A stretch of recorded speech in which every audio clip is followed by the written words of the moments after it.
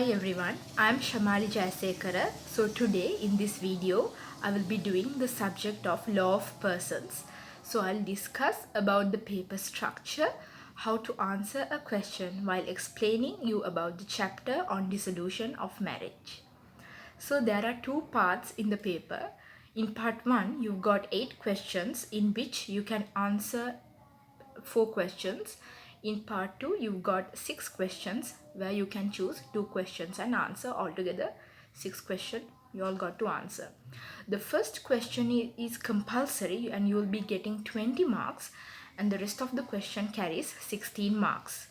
So in part 1, you will be tested from the following chapters. So the first one is marriage under general law. So under that, you'll be getting marriage by registration and formalities, breach of promise of marriage, nullity of marriage, and legal consequences of marriage. The second one is maintenance. So under that, there's Maintenance Act and Protection of Rights of Elders Act. The third one is adoption. The fourth one is custody of children and guardianship. The fifth one is dissolution of marriage. So under that there's judicial separation and divorce, which I'll discuss later. The sixth one is status of illegitimacy and the presumption of legitimacy. In part 2, you'll get succession and customary marriages relating to Tesawalame, Kandyan and Muslim law. So let's talk about dissolution of marriage. So under that there are 2 subtopics. One is judicial separation and divorce. So let's move on to judicial separation now.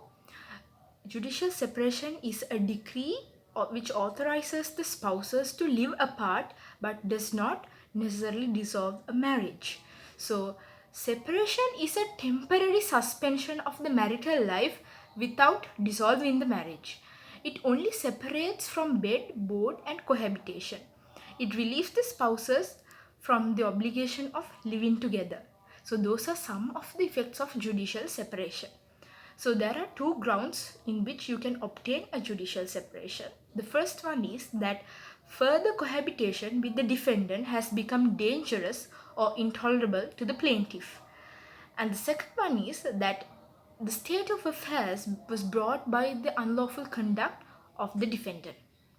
So there's this major case named Tennakon versus Tennakon, and here the Chief Justice Sharvananda stated that the grounds for the grant of a decree of judicial separation are not the same as for the grant of decree of divorce.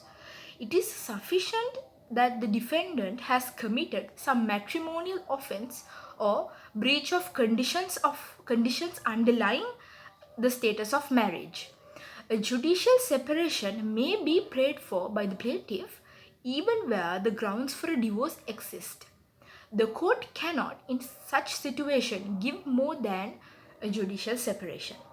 A judicial separation may be decreed on account of cruelty, protracted differences, or for dangerous or unsupportable conduct on the part of the defendant. So, you all might be wondering, can a party apply for a divorce after separation? Yes. In section 602A, 608(2)A of the Civil Procedure Code, it says that either spouse may apply to the district court seeking to convert a decree of judicial separation into a decree of divorce 2 years after the decree of separation was obtained. Also, it states that under section 608(2)B, it says even if no application has been made for a decree of judicial separation, either spouse may apply to a district court for a divorce on the basis of separation for 7 years. The court may grant decree on proof of separation from bed and board for 7 years. The court may, upon being satisfied that the spouses have not resumed to cohabitation in any chance referred to above, then the spouses can recourse to a summary procedure for the dissolution of their marriage. So you all be wondering what is meant by either spouse. So here it is that it's only the innocent spouse who can be identified as the either spouse. The principle that the innocent spouse alone is entitled to a divorce or a judicial separation is a deep-seated concept in our jurisprudence. So it means that the either party to include, so if the either party included the guilty party, it will enable the guilty party or the guilty spouse to take advantage of his or her wrongdoing in order to dissolve the marriage. So, under a 5-bench judgment in the Supreme Court, Chief Justice Sharavananda observed that Section 608(1) of the Civil Procedure Code specifically requires that the party applying for a judicial separation must establish a ground on which a separation may be granted. He further observed that Section 608(2) has to be read with Section 608(1), not in isolation as an independent section. So, when you're answering, it's better if you can segregate your answer into different topics or subtopics. Then the examiner will get an idea that you know what you're writing on. So here, the court considered that allowing either spouse to obtain divorce after 7 years of separation without proving matrimonial fault amount to separate ground of divorce, which is similar to English law ground of breakdown of marriage. So in this breakdown of marriage concept is quite new to our legal system, but unlike in English law, we don't encourage the breakdown of marriage concept that much, but if you are given a chance to evaluate, you can put these details in that. So thus, the either party is read to mean innocent party being able to apply for a decree of divorce after 2 years from obtaining a judicial separation or after 7 years of separation where no decree of judicial separation is obtained. Now let's move into the next subtopic, which is divorce. So the Marriage Registration Ordinance and the Civil Procedure Code are the two statutes which embody the grounds for divorce. So Section 19 of the Marriage Registration Ordinance states that no marriage shall be dissolved during the lifetime of the parties except by the judgment of divorce pronounced in some competent court. Such judgment shall be founded either on the ground of adultery subsequent to marriage, malicious desertion, or of incurable impotency at the time of such marriage. First of all, let's talk about adultery, which is the first ground for obtaining a divorce. So adultery is the willful sexual intercourse with a person who is outside your marriage, which means he or she is not your legal spouse. Aggrieved can bring action for damages against the spouse and the other person. Adultery is not an offense under the penal code, but it is a matrimonial offense. So the burden of proof on adultery falls on the spouse who alleges it. So in cases of adultery, the court requires proof beyond reasonable doubt that such an act had been committed, as well as the date and the place at which the act took place. So here the burden of proof is quite high, and it is beyond reasonable doubt. So Section 602 of the Civil Procedure Code says the court may pronounce a decree of declaring the marriage dissolved if the matrimonial court is satisfied that adultery is proved on the evidence of the case.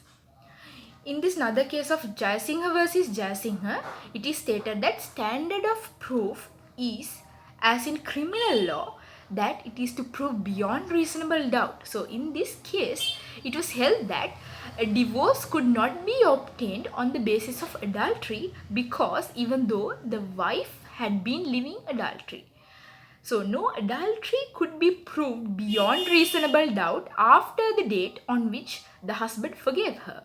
So here it's quite hard to understand, because it says, like in this case, it says because even though the wife had been living in adultery, no adultery could be proved beyond reasonable doubt because after the date of the husband forgave her. So under section 598 of the Civil Procedure Code, the other person must be named as a co-defendant. So defendant is leading a life of a prostitute, co-defendant. So unless the defendant is leading a life of a prostitute and that the plaintiff knows of no person with whom the adultery has been committed. And the next point is the next exception is the name of the alleged adulterer is unknown to the plaintiff, although he or she has made due efforts to discover it. And the third one is the alleged adultery is dead. So let's talk about damages, compensation and cost in an action on adultery. So section 598 of the Civil Procedure Code states that provide it in case of an action for a divorce on the ground of adultery of a spouse, the aggrieved party is entitled to claim damages from the co-defendant. So rules on damages are laid down in the case of De Silva versus De Silva. You all can go through that case. So there are two heads under which you can claim damages. The first one is injury. So you can claim damages for injury to feelings and serious hurt to marital life. And the next one is value of spouse. So under that there are two headings. One is pecuniary loss. The other one is consortium value. In pecuniary loss, the damages for loss of assistance in business and housekeeping, you can claim that.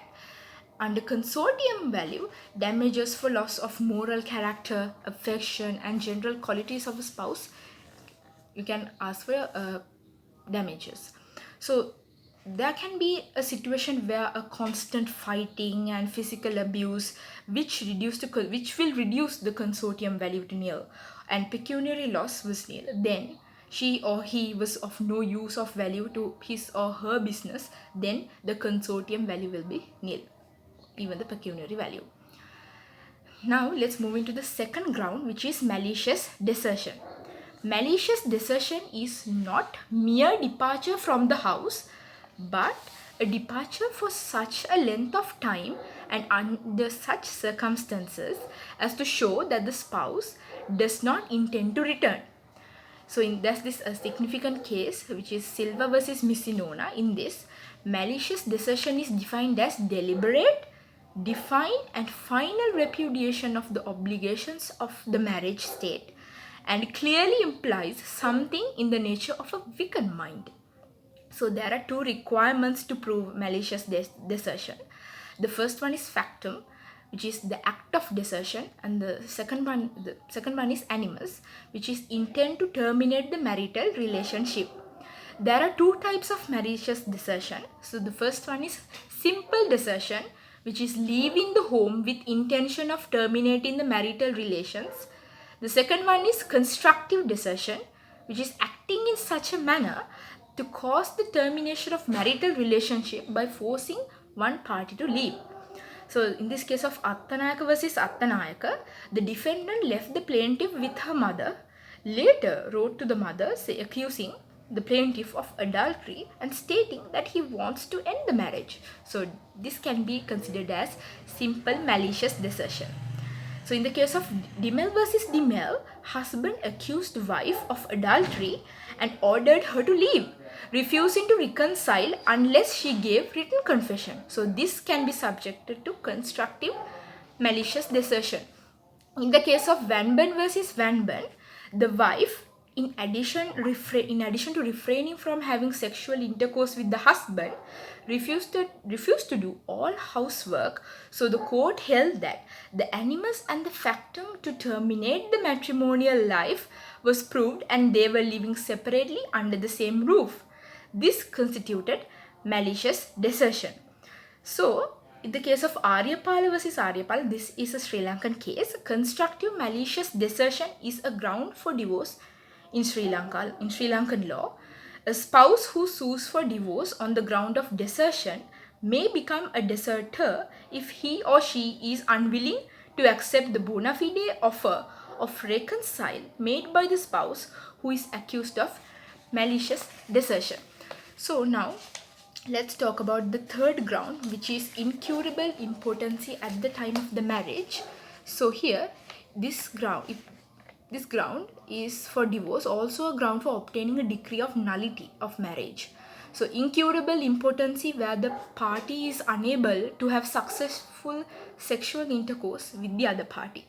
Here, the impotency is incurable when performing surgery to cure the disease is dangerous to his life of the person, or where the person refuses to undergo a surgery. Inability to bear children is not considered a ground for dissolution of marriage. In the case of Fernando versus Pires, the wife filed for malicious desertion and also cited incurable impotency. The plaintiff proved that the defendant failed to have sexual intercourse with her because medical evidence proved that she was still a virgin. Accordingly, the court held that the defendant failed to consummate the marriage was dissolved. So in the case of Gunatilaka versus Milinona, the husband filed an action on the ground that at the time of solemnization of marriage, the wife was incapable of entering into the contract of marriage by reason of incurable impotency. Medical evidence proved that the wife was still a virgin, and so the court issued a decree of dissolution. So it is important to note that Section 19(2) of the Marriage Registration Ordinance does not allow divorce to be obtained on the ground of incurable impotency after the marriage was contracted. So that's the topic I'll be discussing. So when you're answering a paper, it's important, like it's very essential to cite the cases and give the case facts, and include all the necessary details of the cases and even the ratio of the case. It is very important. So hope you find it useful. Thank you.